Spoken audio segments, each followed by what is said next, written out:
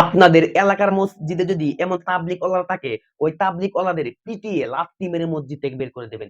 এই মুহূর্তে বাংলাদেশে সবচাইতে ইসলাম ধ্বংসের মূল কারিগর হচ্ছে, কোরআন ধ্বংসের মূল কারিগর হচ্ছে ওই তাবলিগ ওয়ালারা। আল্লাহ পাক রব্বুল আলামিন বলছে আমার কোরআন দিয়ে জমিন চালাইতে হবে, কিন্তু এই মুনাফিকের বাচ্চারা জমিন চালানো বাদ দিয়ে ভাই কেতা বালিশ নিয়ে মসজিদে হামাইছে ভাই। আল্লাহ কি বলছে বসে বসে জিকির করো?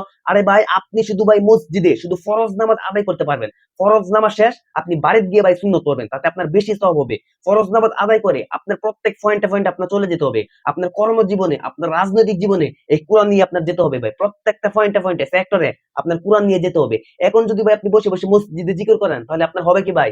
বিশ্বনবী সাল্লাল্লাহু আলাইহি ওয়াসাল্লাম সর্বোচ্চ সর্বোচ্চ তার জীবনে 27 মিনিট ভাষণ দিয়েছিল এই কোরআন দিয়ে। 27 মিনিট, যাতে কেটে খাওয়া মানুষের কষ্ট না হয় ভাই। কিন্তু এই মুনাফিকের বাচ্চারা ভাই দিনের পর দিন, ঘন্টার পর ঘন্টা মসজিদে বসে বসে জিকির করে।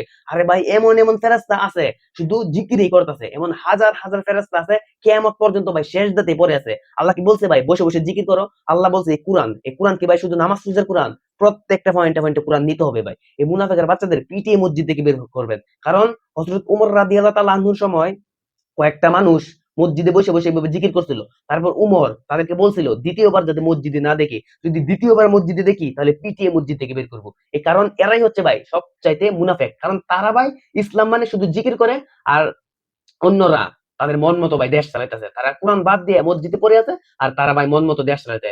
এখন তাদেরকে ভাই মসজিদ থেকে পিটিয়ে বের করে তাদের রাজনৈতিক জীবনে চড়িয়ে দিতে হবে ভাই।